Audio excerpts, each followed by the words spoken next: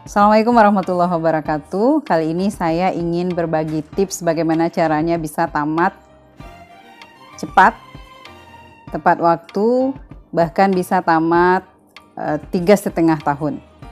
Nah, saya ingin berbagi tips ini karena kebetulan saya dulu bisa menamatkan perkuliahan dalam durasi waktu 3,5 tahun dengan predikat cum laude. Nah, apa yang harus dilakukan? Kuncinya hanya 2 saja. Yang pertama adalah pandai, yang kedua berpandai-pandai. Nah, apa beda antara keduanya? Yang pertama, pandai adalah pandai dalam segala hal. Menjadi mahasiswa harus pandai dalam segala hal. Pandai dalam membagi waktu. Bagi saya, sukses seorang mahasiswa itu sukses dalam 3 aspek. Sukses dalam akademik, artinya dengan IPK yang tinggi.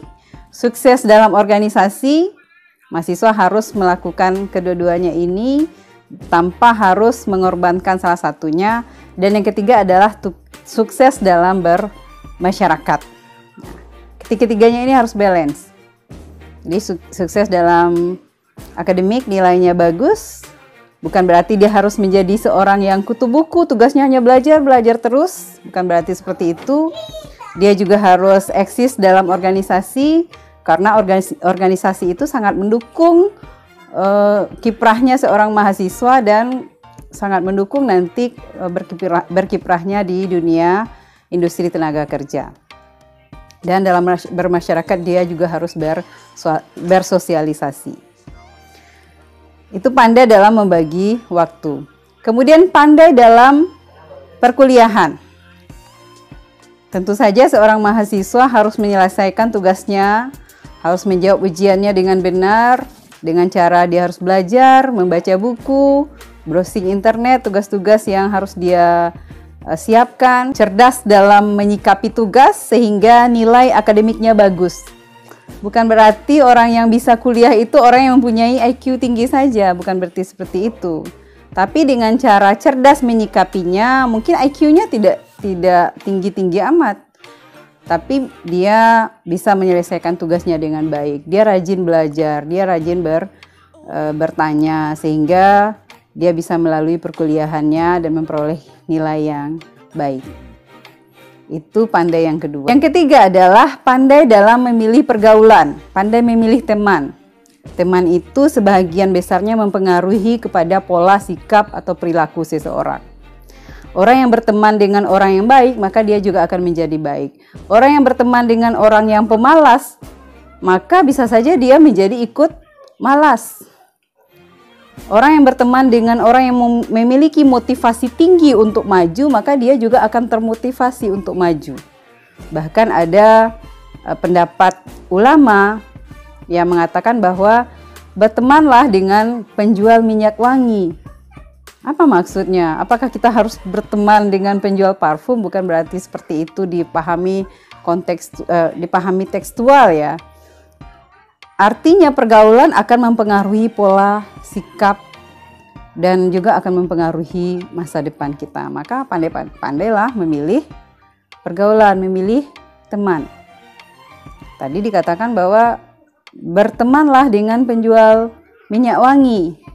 Kenapa? Karena dengan berteman dengan penjual minyak wangi setidaknya kecipratan harumnya. Bukan berarti Anda nanti tiba-tiba harus cari teman penjual parfum ya. Itu ibarat saja. Maka pilihlah teman yang seide, visi misi yang sama sehingga saudara bisa memperoleh cita-citanya dengan sesuai harapan. Yang keempat adalah pandai dalam menyikapi perkembangan zaman. Pandai dalam penggunaan teknologi. Saat ini mahasiswa tidak boleh gagap teknologi. Harus pandai-pandai dalam mengikuti teknologi dan jangan menjadi korban dari teknologi. Nah, untuk saat ini saja karena perkuliahannya daring, maka mahasiswa harus bisa menyesuaikan sistem yang digunakan oleh dosen atau oleh kampus.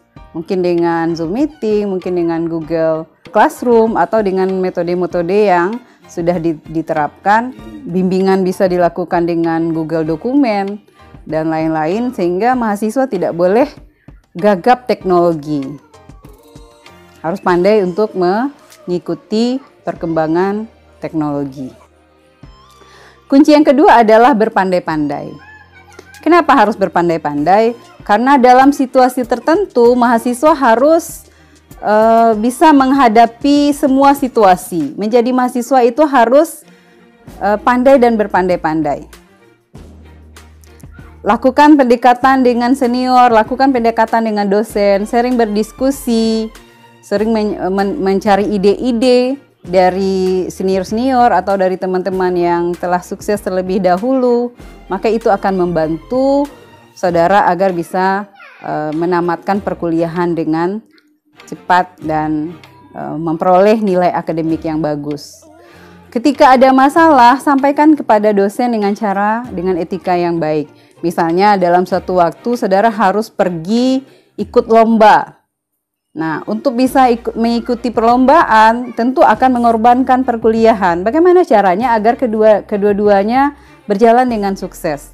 Kuliah saudara tidak terganggu, kemudian prestasi di luar juga bisa diperoleh. Caranya adalah lakukan pendekatan kepada dosen. Sampaikan bahwa kegiatan ini kesempatan ini mungkin hanya akan diperoleh di waktu ini sehingga tidak mungkin untuk ditinggalkan. Nah, sampaikan kepada dosen, mohon izin untuk tidak meninggalkan. Mohon izin untuk meninggalkan perkuliahan, mungkin bisa diganti dengan tugas yang lain sehingga nanti bisa mengikuti perlombaan atau event-event tertentu, perlombaan-lombaan kompetisi-kompetisi tertentu sehingga nanti saudara pulang membawa prestasi. Itu menjadi poin plus. Berikutnya adalah berpandai-pandai dalam memahami karakter dosen. Ada dosen yang suka dengan jawaban yang detail, dengan panjang, dengan terstruktur, dengan tekstual. Ada tipe dosen yang seperti itu, pahami. Kalau perlu tanyakan kepada senior-senior saudara. Ada dosen yang sukanya jawabannya singkat, padat, jelas. Ikuti tipe dosen yang seperti itu. Karena dosen punya tipe yang beragam ya. Jadi kenali dosennya masing-masing sehingga saudara bisa memperoleh nilai yang bagus. Nah, dengan memperoleh nilai yang bagus maka step by step bisa saudara lalui. Nah, kuncinya adalah jalani itu sesuai dengan deadline-nya. Jangan menunda-nunda tugas atau menunda pekerjaan. Dan pada semester 6 saudara sudah bisa mengajukan proposal skripsi dan sudah bisa seminar, sehingga pada semester 7 saudara bisa menamatkan perkuliahan, atau pada semester 8 jika tidak ada lagi mata kuliah maka bisa tamat pada semester 8. Nah, itu kunci sukses dalam meraih prestasi akademik dan sukses dalam organisasi, begitu juga sukses dalam bermasyarakat. Jika ini bermanfaat silahkan di-share dan di-subscribe, dan silahkan sampaikan ide-idenya untuk konten-konten menarik berikutnya sehingga kami bisa terus berkarya dan bermanfaat untuk kemajuan ilmu pengetahuan ke depannya. Terima kasih. Assalamualaikum warahmatullahi wabarakatuh.